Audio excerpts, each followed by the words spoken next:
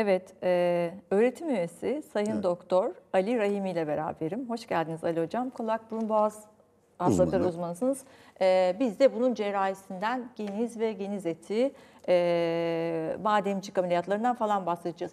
Konu şu, bunlar hep çoluk çocuğun derdi midir? Büyüklerin konusu değil midir? Yani ne Daha sıkıntıla çok geç- çocuklarda Daha çok olmak çocuk. üzere.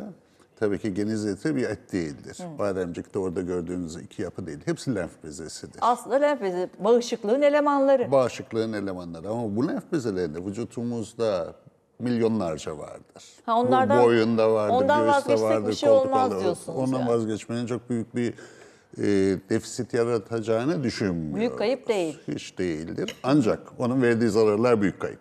Ha. Mesela çocukta Kalmasının ve şişmesinin zararı. hastalık yaratması çok büyük kayıp. Neler yapıyor hastalık? Bir kere solunum yolumuzun en arka kısmında, burnumuzun en arka kısmında bir geniz eti gelişiyor. Bu bir lenf bezesidir, büyüyor ve orayı tıkıyor. Çocuk nasıl Nefes. büyüyecek? Nefes. Oksijenle ve beslenmeyle. Çok önemli. Oksijen alamadı.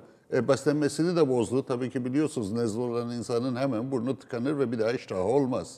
Doğru. Burun yemekte de çok önemlidir. Ağzı açık uyuyor, burnundan Ağzı nefes açık alamıyor. yatıyor, horluyor, ağzı açık yatıyor, ağzından salya akıyor.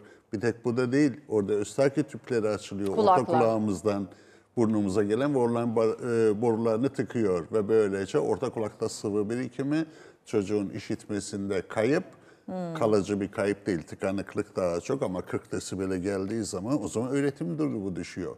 Yani Evet. beslenmesi bozuldu, yüz şeklini bozuyor.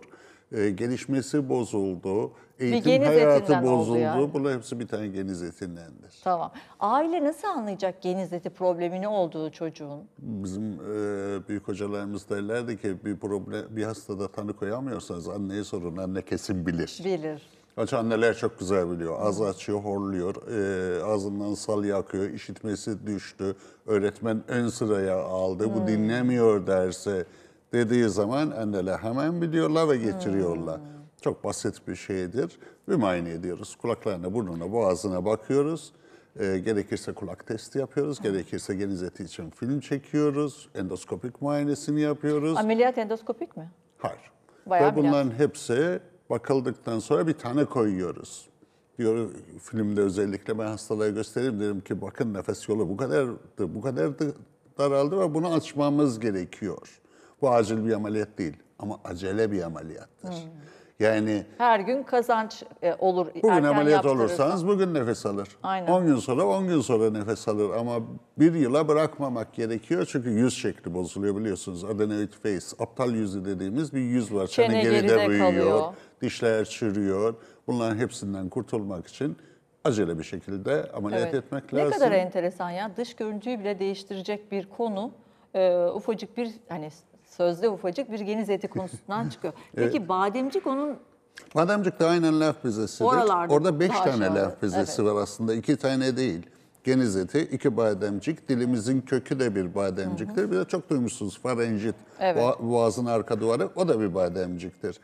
o Ama da bu nefesle ilgili olabiliyor. Horlamayla. daha çok boğaz ağrısıyla Boğaz ilgili ağrısı. olabiliyor. Ve geniz etinin bademcikleri alabiliyoruz. Aynı lenf bezesinin yanında duran şeklidir. Orada bir Waldeyer halkası var Evet. ki vücutumuzu korusun diye. Ama hepsini alabileceğimiz geniz eti ve bademciklerdir. Geniz etinin ameliyatı da çok kolaydır. Uyuyor, uyanıyor. Herhangi bir ağrısızı duymuyor. Uyandıktan sonra ağrısı yoktur, evine gidiyor. Bademcik ama ameliyatı yaparken başka şeylere de bakıyoruz. Çok mu büyüdü? Bu defa solunum yolunu tıkarken beslenme yolunu da tıkıyor. O kadar baskı yapabilir. Tabii ki boğazı tamamen Yutma zorluğu tıkadı, yani. yutma zorluğu yapıyor. Bazen çok büyük oluyor. Buna hipertrofik tonsilit, büyümüş bademcik diyoruz. Bu bir ameliyat indikasyonudur ama bazen hiç büyümeden de sık sık bademcik iltihabı geçiriyor. Buna da rekurrent tonsilit diyoruz.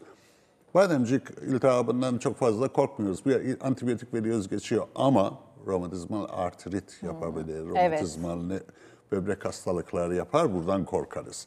Onun için eğer çok sık bademcik iltihabı geçiriyorsa ve iyice monitorize edilmişse ve biliyoruz ki bu sık iltihap geçiriyorsa o zaman bademcik ameliyatını da yapıyoruz. Ne kadar fark var? Birinde bir hafta bir boğaz ağrısı oluyor, birinde olmuyor geniz etini tek alırsak. Ağrı da çok önemli bir şey değil. Nasıl Zaten bir hafta sonra enfeksiyonlarla geçecek? Bunun altını çizmek isterim. Çünkü üst solunum yolu enfeksiyonu çocuklarda çok sık. Zaten bu konu varsa streptokoklar değil mi? Çok yaygın orada oluyor. Ama aileler doktora gittiklerinde verilen antibiyotiği bitireleri gelmiyor.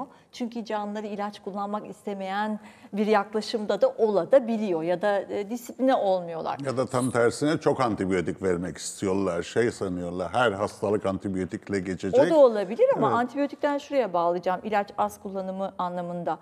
Bu kalp kapağı romatizması, böbrek nefriti denen hikayelerin boğaz enfeksiyonuyla çok alakası olduğu için çocuklardaki bu ateşli romatizma hikayesi gerçekten hani piyango değil oluyor. O yüzden hem yani antibiyotik konusunu ayrıca fark ettim ama hemen gelip o sistemden kurtuluyor olmak anlamlı. Çok anlamlı Aynen. bir şeydir. Çocuğu romatizmadan kurtarıyoruz. Koruyorsun yani. Bademcikler alırız. Küçük bir ameliyattır. 10 dakika sürüyor. Yalnız sak farkı vardır. Bademcikler bir kas üzerindedir. O bademcikleri aldığımızda o kas nihayeten rahatsız oluyor ve bir hafta bir yutkunma güçlüğü Evet, oluyor. kas da birazcık. Ve yukarı aşağı hareket ederken boğaz ağrısı yapıyor. Çocuğa anlatıyoruz, bunu yiyeceksin, bunu içeceksin. 3 gün böyle, 5 gün böyle ve evine gönderiyoruz. Bol bol ağrı kesici veriyoruz. Nasılsa sabah gelip öğleden sonra evine gidilecek Kalma bir da yok. ameliyattır ve dediğim gibi çok büyük faydalarını görüyoruz. Evet. Gelişmesini sağladık, beslenmesini sağladık, Zekasını eğitimini açtık, yükselttik. dikkatini arttırdık. Nefes almasını rahatlattık. Romatizmal arteritten, romatizmal nefritten hepsinden kurtardık. Romatizmal kapaklar hastalığından kurtardık.